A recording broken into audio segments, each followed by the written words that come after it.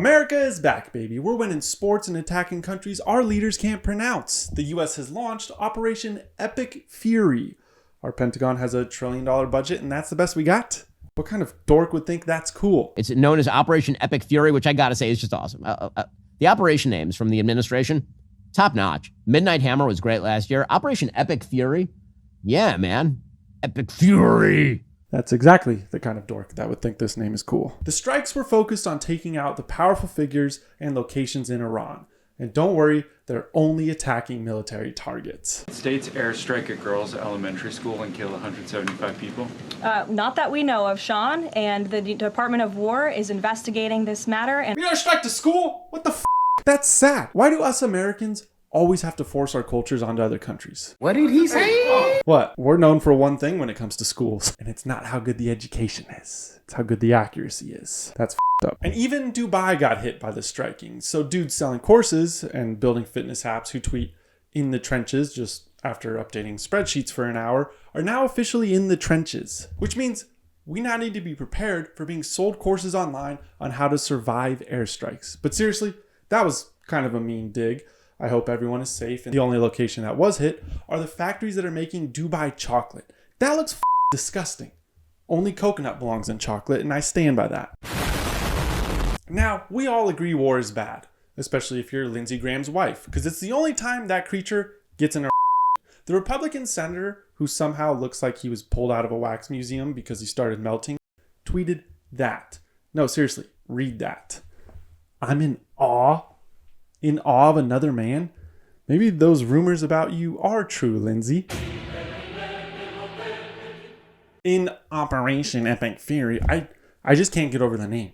The f*** is this millennial ass branding for a war? It's the cringiest shit I've ever heard, and the propaganda for this war is even cringe. We have access to advanced tools, and that's the best we fucking got? While Iran did in fact hit some targets, like a military base in Bahrain, where a dude went and filmed the strikes on Snapchat, we're getting war updates from Snapchat. The only thing that could make this worse is like a brain rot edit explaining it.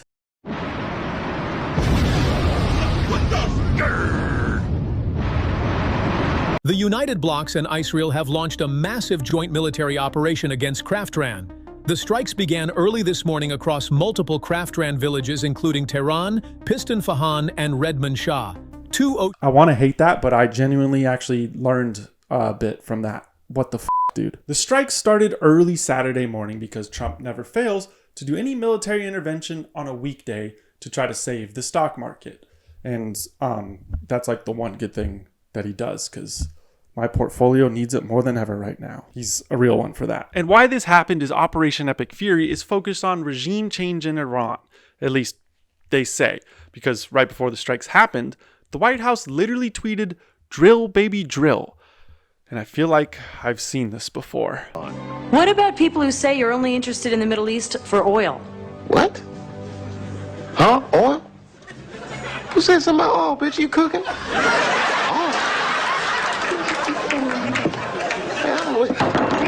Trump just fired someone. Kristi Noem, the Secretary of Homeland Security and the iOS 26 version of Sarah Palin, was fired because of a hearing that happened where she was asked about the $220 million she spent on TV advertisements. $220 million on TV ads? The f*** did she buy? The whole Super Bowl? Did Michael Bay bring Optimus Prime into this? How is it so expensive? Why do I love these wide open spaces? They remind me of why our forefathers came here. Not just for its beauty, but for the freedom only America provides. Was that an ad for Boot Barn, Levi, or like a Jelly Roll album? How was that $220 million? It didn't even have an actor or a transformer. Just a woman who's trying to transform her face. Now, despite it costing $220 million, there is a bigger problem.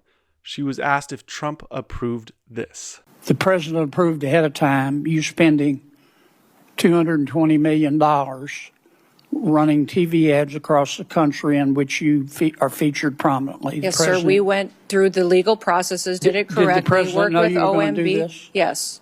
He did? Mm-hmm. Yes. Okay. Now, Trump doesn't want his name on anything unless it's gold or if he can take credit for it or like fake economy numbers. So this puts the president in a weird spot, especially considering the company that made the ad she contracted was named Safe America Media, and it seems to be fake. Where is Safe America Media headquartered? I don't know. I don't know either, Madam Secretary. We can't find it. We can't find a website. We did find an address that's registered for this company. Do you know where that address is? Is there a problem with this contract? I'll tell you about it. According to Madam law, Secretary, the address, address, has it ever done work for the government before? I don't know. I can't. The answer is it has not. And do you know why we know that? Because it was incorporated 8 days. 8 days before this contract went out. So it turns out that this Safe America Media Company has ties to her political group from when she was governor, meaning this money probably flowed back to her in some way, showing there may have been $220 million worth of fraud. If only there was a government task force trying to seek out fraud. This is the chainsaw for bureaucracy. Where's that one dude that speaks like Walter Jr. from Breaking Bad when you need him? Also, she was grilled about cheating on her husband with an aide named Corey. Now, to get a married woman in the public eye to cheat, I imagine you have to be an impressive guy. Corey has a decades-long record of physical battery, sexual harassment, illegal lobbying for a Venezuelan oil company, and bringing a loaded gun into a federal building. I know what you're thinking. Gary, that guy sounds perfect for the Trump administration. But he was actually just an advisor. So this was her response if she actually cheated. I really think you need to say the word no into the record so that you can clear that up. I think the ridiculousness of this and the tabloids that you are quoting and referencing are insane. And this has been so that's a no? Something that I've refuted for years, and I continue to do that. So it's a no. no. I would tell you is we can move on. Hold on. What you're doing. We can move on. I'm not going to belabor it. This is what you do. Hold on. I'm not doing anything. Liberal left. I never heard the word no. Ask me if I've cheated on my wife. I can't hear you, but actually don't comment either. She'll freak out if she sees the comments. She doesn't watch my videos, but she is a Latina. That will end in a fight. Please don't do that. But let's pretend you did. No, I didn't. See how easy that is? Now, if she said no and was caught lying to Congress, then it would be a crime. But don't worry. There's a board in the government that reports intimate misconduct in the government, so I'm sure they will release it if she did.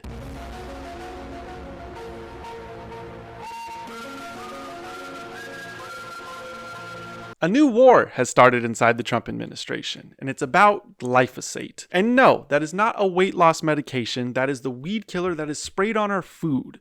There are claims it is not dangerous, but when applying it, you have to dress like a liberal going to Whole Foods in 2021. RFK Jr. has even won a lawsuit worth hundreds of millions of dollars against Monsanto about their overuse of glyphosate and the health risks of using it. The MAHA movement, that stands for Make America Work Out in Jeans movement, has held a stance firmly against the use of glyphosate on food. But the Trump administration has used the Defense Production Act recently. This allows the Pentagon to legally mandate a business to produce a certain product. Trump has invoked the Defense Production Act to increase the production of glyphosate domestically, meaning there will be more glyphosate to be sprayed on food. And why this is a concern is this comes with legal immunity for those companies like Bayer, who owns Monsanto. It's confusing, I know, but stick with me. Who make the genetically modified seeds that are genetically modified to be able to resist the chemicals that even Chernobyl scientists won't go near that are sprayed on our blueberries. Basically, this is a get-out-of-jail-free card like in the game Monopoly, but for the Bayer Corporation. Except the game Monopoly showed us how bad monopolies are, and this is a real example of that because Bayer owns everything, including the poison to our food supply and the medications to help that.